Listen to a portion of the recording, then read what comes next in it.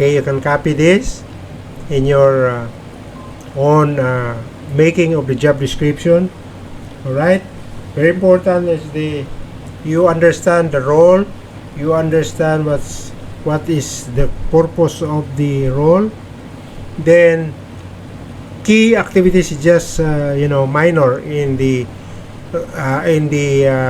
duties and responsibilities of a OD manager, but also equally important.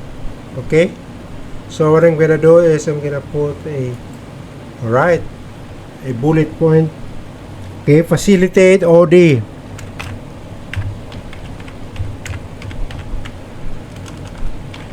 Facilitate OD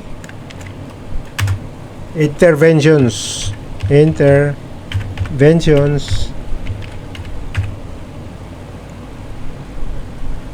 across plants,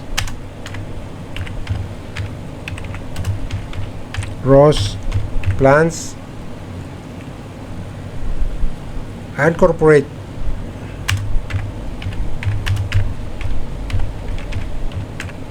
offices. Okay,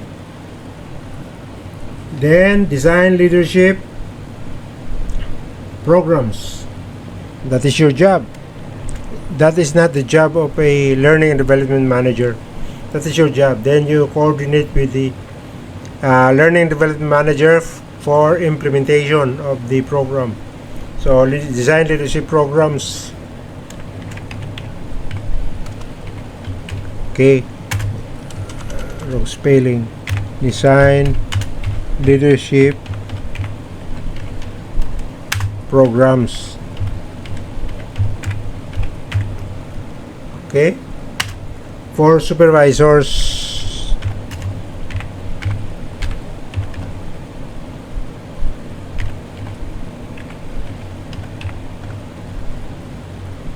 Okay, or junior managers or middle managers. What are the programs that you want to provide to them? Programs like supervisory skills,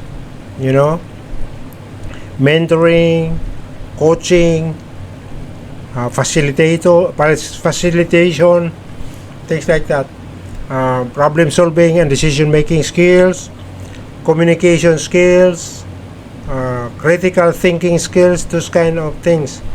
Leadership, important is leadership, right? So you remember the continuum of leadership, theory X and theory Y, those kind of principles that you're going to teach them how to to do this. For programs for supervisor, I would say shift leads also. Shift leads, because you have some manufacturing are working 24/7, 3 shifts. Like let's say for example the shift starts from 6 a.m. to 2 p.m. things like that.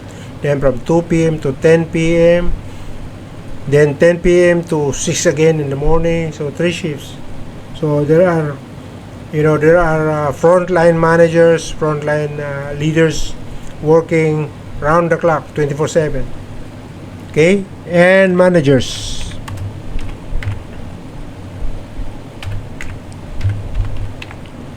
Okay, you have to train the managers in terms of the managerial skills, also problem solving skills, decision making skills,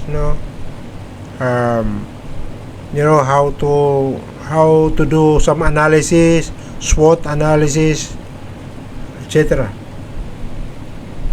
Okay, then you're gonna lead the change management.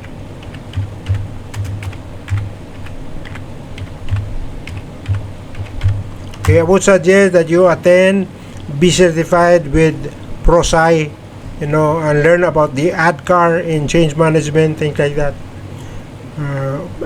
ProSci organization is very good in terms of the change management. Okay, and I think they are always using the ADKAR model of the change management. Okay, this is for lean. This is for lean. TPM. Okay, TPM or digital transformation. Or digital transformation.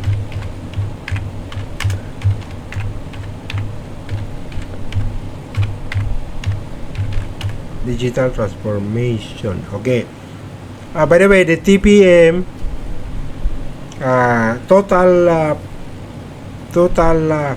productive maintenance. That is the meaning of TPM. So that is a program also in the repair and maintenance. They call it total productive maintenance. All right. Okay. Digital transformation initiatives.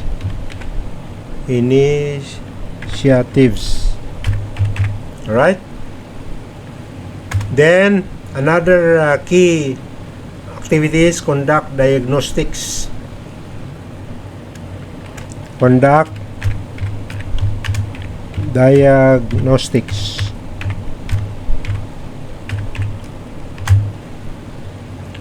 Okay, I give you EG. EG, for example, engagement surveys. Engagement service. Right? Culture audits.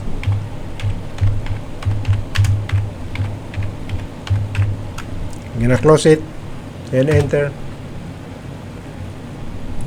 Develop OD dashboards. Okay.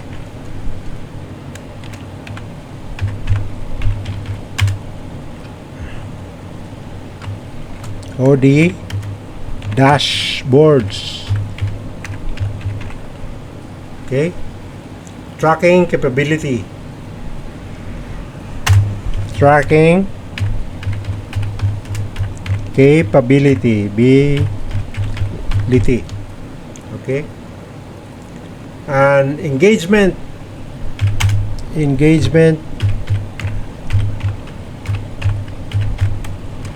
What else?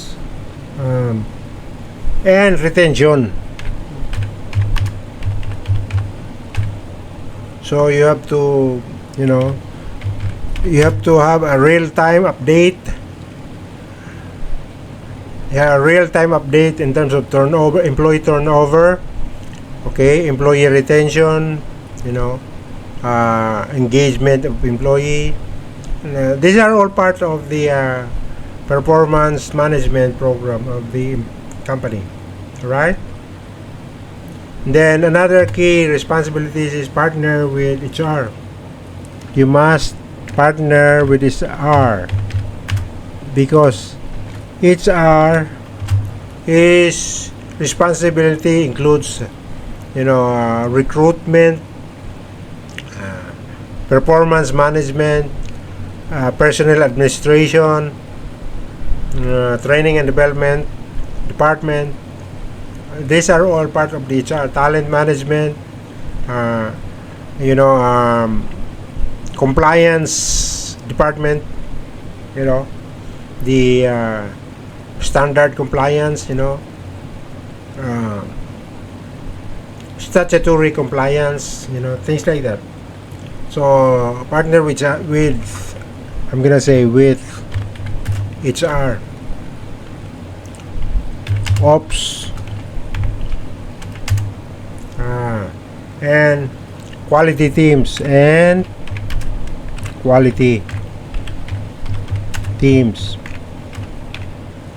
Okay, the quality teams that would include the system, ISO, things like that. The system, HACCP, personal hygienes, laboratory that is in the laboratory that is included in the quality QC/QA, quality control, quality assurance. and the system in terms of the documentation, standard operating procedures, methodology, things like that. And even the job description is being handled by the quality system, you know. Although learning and development and all the managers, this is their responsibility, the job description writing, job analysis, job evaluation, but in terms of keeping the documentation is handled by the quality, and this will be put in a system, a computer system, like QPulse. QPulse is a system where you put all the documentation of the especially related to ISO, like the quality manuals, things like that, standard operating procedures. Okay. Quality teams to align people strategy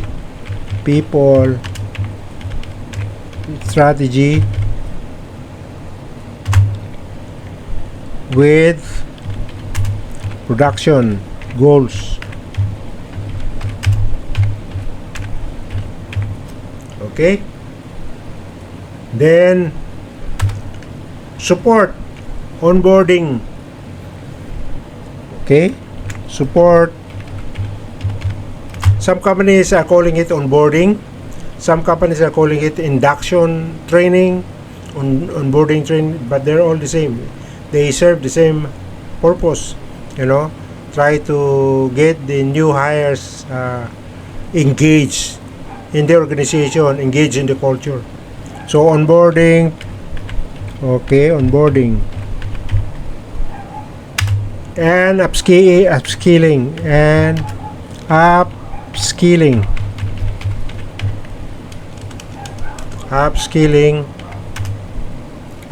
programs for new hires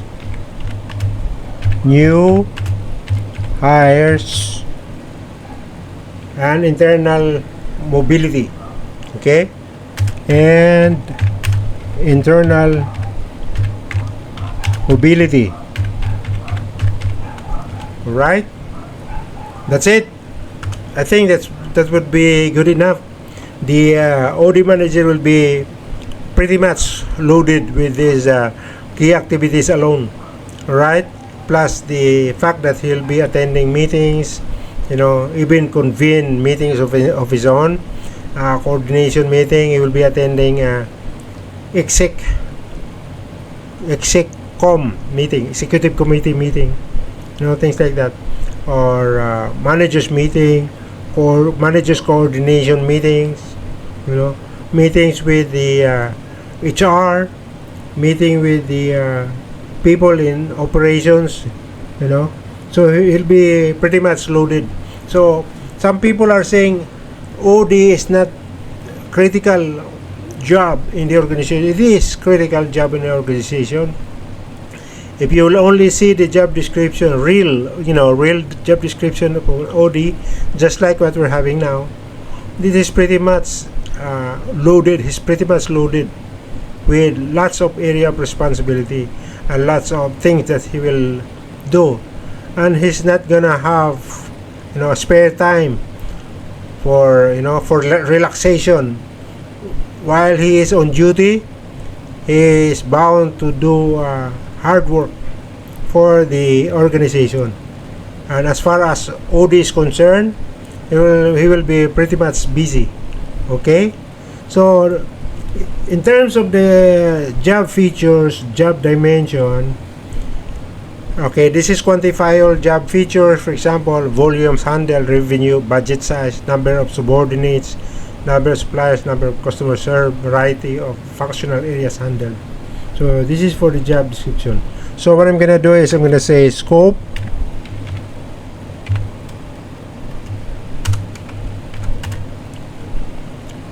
let's say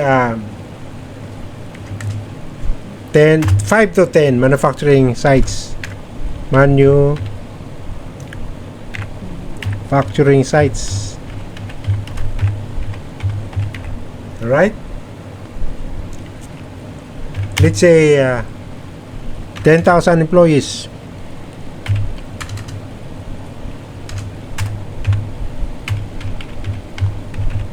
You see, as per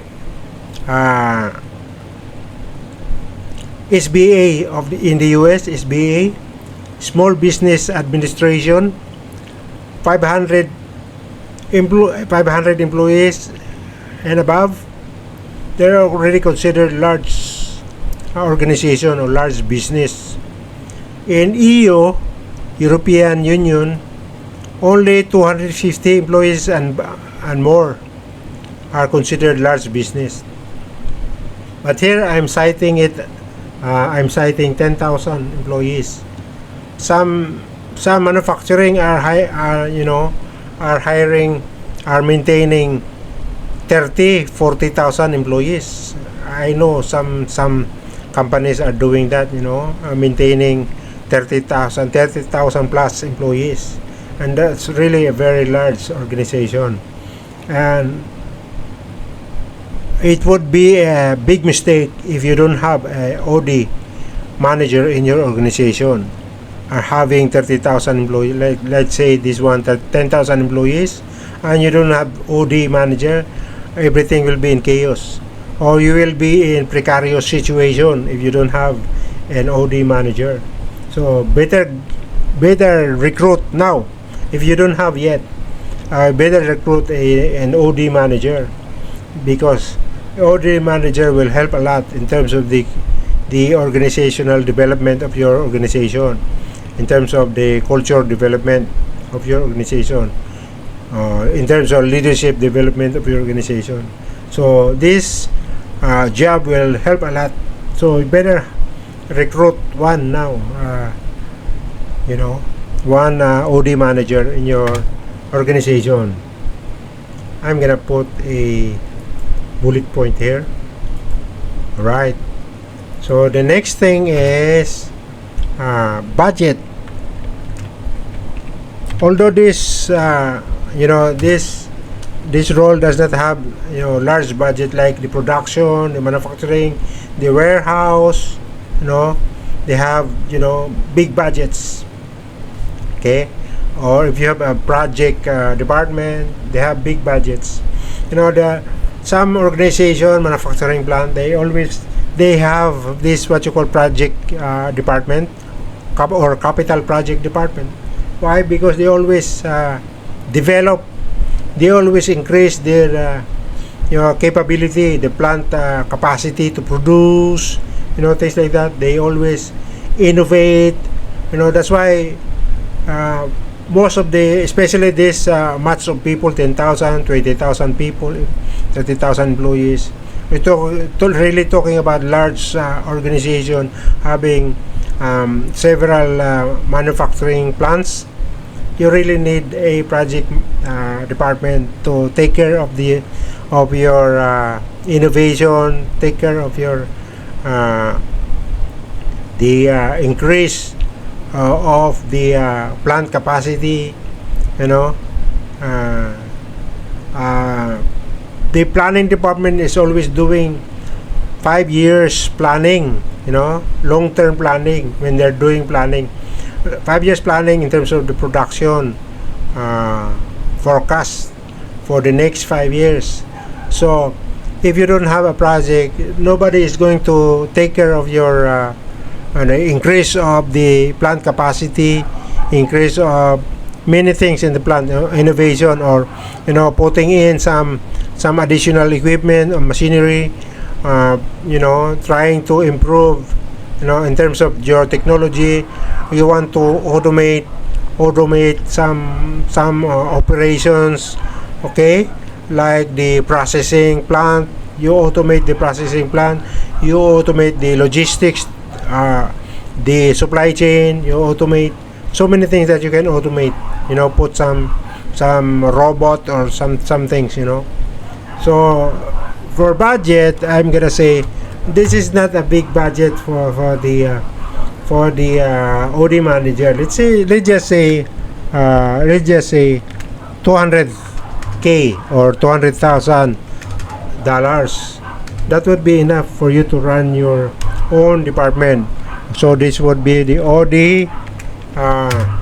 This would be the OD training budget. I would say training budget, because you will be putting in place plan. You will be putting plan in place in terms of the training and development, in terms of the on-the-job training, in terms of the leadership training.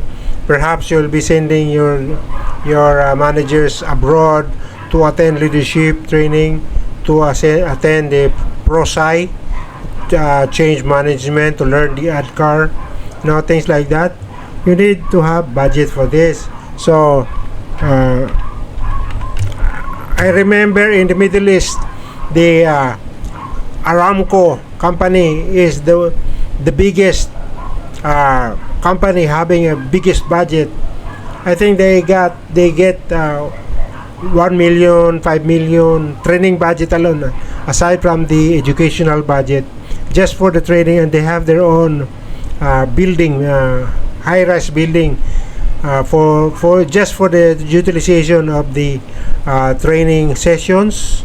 They got this. This is the Aramco, because the Aramco, this is an oil company, and they have this is a high revenue company, so they can afford to have a biggest budget among the companies in the Middle East. All right, so this is Aramco. All right. Next, geographic reach. Okay, what is your geographic reach? Geographic reach. I'm not really good spelling. Okay. Reach, I would say national or regional. Okay, you could be national or regional. Perhaps APEC, or rather APAC. How do you pronounce that? APAC or APEC? Okay, that is regional. APAC. Asia Pacific, right? That would be Asia Pacific. Maybe you're talking about Korea, China, Japan, Singapore. These are all Asia Pacific. The Middle East, you could also say Middle East. You could also say East Asia or Southeast Asia, North Asia. Yeah, you could be, if you're having this kind of reach, geographic reach, then that would be regional, and that would be huge reach in terms of geographic reach. Then I'm gonna say high impact. This role is high impact role. Role in driving, in terms of cultural leadership development. He's the driver. The OD is the driver. So driving operational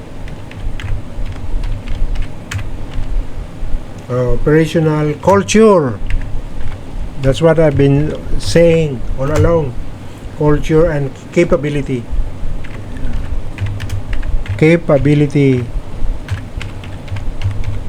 All right. Then requires travel. Say the role requires travel between plants, offices,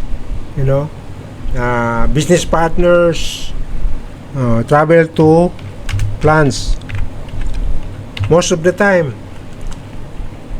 Okay, I would say 50% of the time. Okay, I'm gonna say 50%. 50% of the time you'll be traveling back and forth.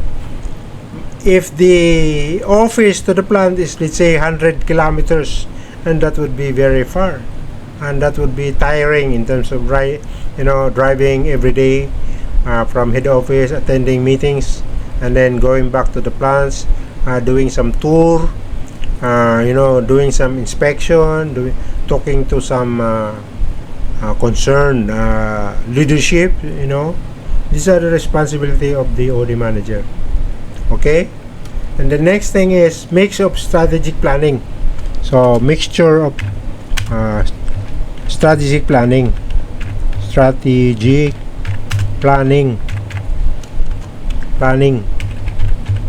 Okay, mix of strategic planning and on ground facilitation. Okay, facilitation. Then next thing is exposure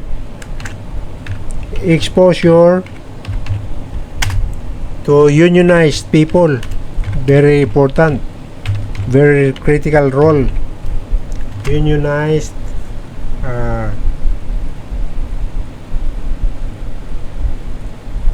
environment, I would say.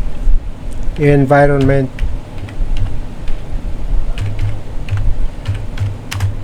You also have, in addition to the department heads, you would also try to involve yourself in attending meetings or grievance meeting with union people.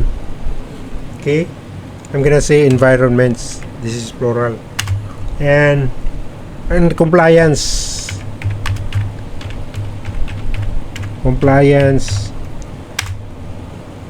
frameworks. All right, I think that's it. That would be enough. Job dimensions, it's more than enough to earn a big score in terms of the HEY job evaluation. Having this job dimension, this is one of the segments in the job description that will be considered in the job sizing of your, when it comes to job evaluation of this job. So the job dimension will get a higher score if you have big budget, things like that. You are, let's say 10 manufacturing site, 10,000 people, will be involved with unionized environments, strategic planning, facilitation, driving operational culture and capability, and also the geographic reach. So this would be a big plus for you in terms of your job size, and getting the score in terms of the HEY system job evaluation to get the grade. For the company to assign a grade, you have to be evaluated. The job has to be evaluated, and then they assign a score, and then that score is corresponding to compensation. Okay, the grade and then compensation. So let's say if you are a grade, say A, B, C, D, your grade is let's say the highest is A, for example, then maybe you have a grade of grade C, grade D, and corresponding salaries, let's say $10,000, $8,000, things like that. Because of the score, because of the job size, you will, and then you get high grade, job grade, then you will get high compensation, monetary compensation. Okay, so when you are drafting your JD, job description, you have to think about the job dimension. You don't miss anything important thing in the job dimension, especially the critical ones like the budget. Okay, don't miss them, because that would be the basis of the job evaluator in job sizing and then assigning a grade to your role as an OD manager. Okay, so there's no such thing as standard. No, you have to be evaluated. No such thing that OD manager is across the board $10,000 salary. No, it doesn't work that way. It works only when your role is being evaluated as it is right now. What is the content of the job description? That's why job description is very very important in determining the job size, because of the responsibility, because of the core purpose of the job, in terms of the job dimension, in terms of the competencies, which I'm going to explain to you next, the competencies of the job. All right, but next thing I'm gonna include the job context. The job context is circumstances characterizing the job, working in terms of working hours, whether the person will be working 8 hours a day, 10 hours a day, 12 hours a day. There are certain responsibilities that needs to be working 12 hours a day. Like the production managers, they are being required to work 12 hours a day or 10 hours a day. Not only 10 hours, but but the guys in the offices, like the HR manager, the finance manager, the compensation manager, the compliance manager, they all work 8 hours a day only, and they don't work weekends, Saturday and Sunday. But the people involved in the operations, they are required to work longer hours, in the plant. So, okay, so working hours, location, stress. Is the job is very stressful? Is he in the stressful environment? Okay, he could be in a stressful environment if he's in the plant, but if he's in the office, different kind of stress, like maybe meeting the senior managers, the officers. That would be stressful also, meeting them, trying to convince in terms of some issues, trying to convince and getting approval on things that you want to propose to them. Then physical conditions, are you exposed to heat, are you exposed to hazardous environment, and that is the physical conditions. Resources available, do you have resources? Do you have the mobility? You have the pickup truck, or you have a sedan, assigned to you by the company. Do you have a mobile phone assigned to you by the company, free of billings? The billings will be paid by the company, so you are using it for free, and you can call anywhere in the world. So that would be a good benefits that is given to you by the company if you have those kind of things. So you have to indicate whatever you got for the OD manager. So I'm gonna say operates in a multi-plant.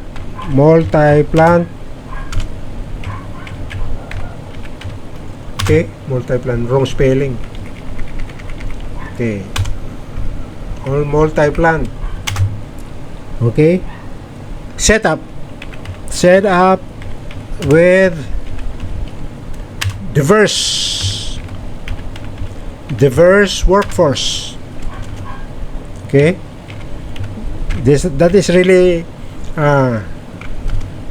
stressful environment, diverse workforce. That would be considered as a stressful environment, especially multi-national, multi-behavioral type of environment, diverse workforce profiles. That would be considered stressful environment. Right? I forgot the bullet point here.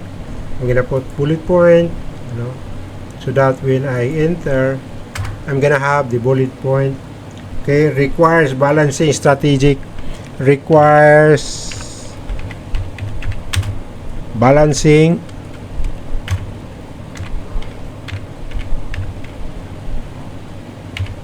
strategic,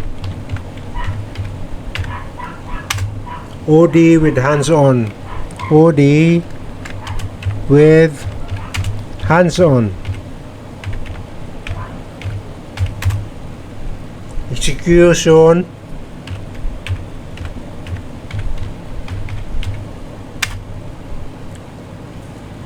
in operational environments, environments,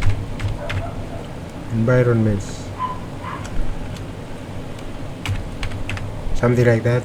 Okay, then influences. Okay, you should be a good influencer. A good leader is a good influencer, a good communicator. You influence people, if you cannot influence people, then how can you be an OD manager? You should be able to influence people, both white collar, white collar and blue collar segments, and blue collar segments. What segments of what? Of the workplace. In the workplace, there are blue collar job, and there are also white collar job. You should be able to mingle with those guys, and be able to influence them, and be able to communicate effectively with this guy. Be able to listen good, and be able to in convince people to follow your lead, follow your proposal, things like that. Then works closely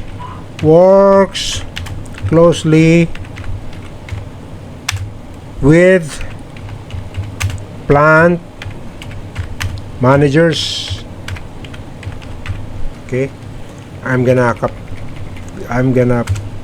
put a uppercase for this. Plant managers, something like that. Okay. HR BPs, human resources business partners. Okay, HR BPs, and operations heads, like manufacturing managers, alright, or divisional manufacturing manager, senior manufacturing manager. Those guys, very important that you be able to work closely with them, and you always convene meeting. You initiate the meeting with them if you have something to to propose. And this is for the good in terms of the lean manufacturing, good in terms of the change management, good in terms of the cultural development, good in terms of the leadership management, things like that. So you have to be closely, work closely with them, with these guys. Okay. Now I'm gonna go to the next one, which is the key relationship. Very important. You must understand this. I'm gonna put bullet point as well for the key relationship. So CHRO, I'm gonna say CHRO. Okay, or I'm gonna say HR leadership.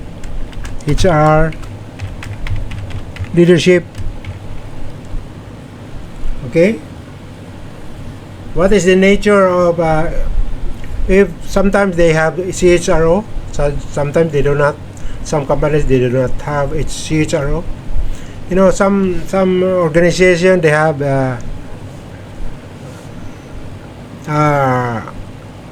LDO or LDO. I think LDO, yes, Learning and Development Officer.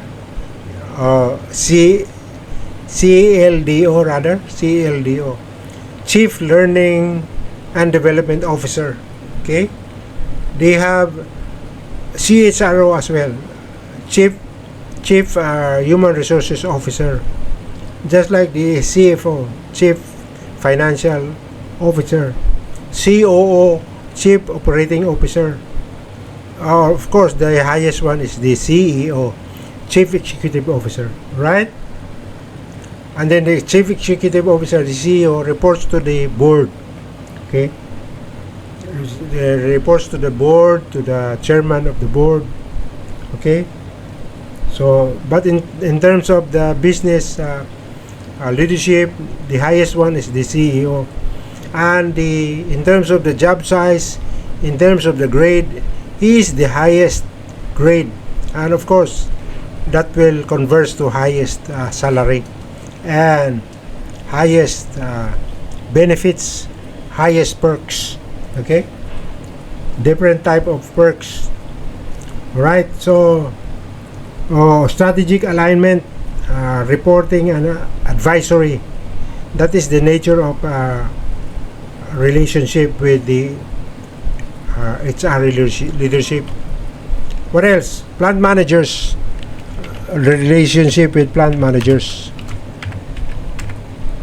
Plant managers, right? So what is the nature of relationship with plant managers? Okay, partnering on OD and capability initiatives. So that would be the nature of relationship. Then another key relationship, operations heads. Okay, operations heads. All right. So what is the nature of relationship between you and the operations heads? Aligning OD with production and quality goals. Okay. Then I'm gonna include here external trainers. Okay. Since you're having a sizable amount of budget for the training and development, and you may be most of the time will be hiring frequently external trainers, okay, coming from ProSci, coming from ASTD. By the way, American Society for Training and Development is no longer ASTD. They call themselves ATD. Okay, they changed it to ATD because they said it's not for US alone, it's not for American alone, because before American Society for Training and Development, but this is global now, so that's why they call it ATD, Association for Talent Development. Okay, I still remember it. All right, so they call themselves ATD now, and they are holding annual conferences from different parts of the US. For example, this year, let's say for example in Texas, the following year in Florida, the following year would be in California. You know, they always change places. I don't know if they are holding abroad the conferences, because I only have attended once. That was in Colorado, in Denver, Colorado. All right. Then external trainers, that would be the program design and delivery support. Okay, because these guys are coming from the UK, they're coming from the US, or coming from Germany, you know, or coming from other some people are just coming from, they have they have stations in for example Dubai. They got what they call knowledge village, that is in Dubai, and there are lots of training companies in Dubai based in knowledge village. Okay, when I got my NEBOS certificate, I passed the exam. That was in Dubai. I went to Dubai to take my exams and I pass it. NEBOS for health and safety, National Examination Board in Occupational Safety and Health. That would be the NEBOS. So what they do is they are doing since they are doing global, they have different trainers coming from different countries. Like let's say for example UK, they got trainers coming from Egypt, they got trainers coming from Qatar, they got trainers coming from Dubai, they even have in Saudi Arabia, in Riyadh, they got trainers there. So in terms of your key relationship, you will get program design and delivery support. You have to support them in terms of the resources, in terms of officers resources, budget, in terms of equipment, things like that. So you must have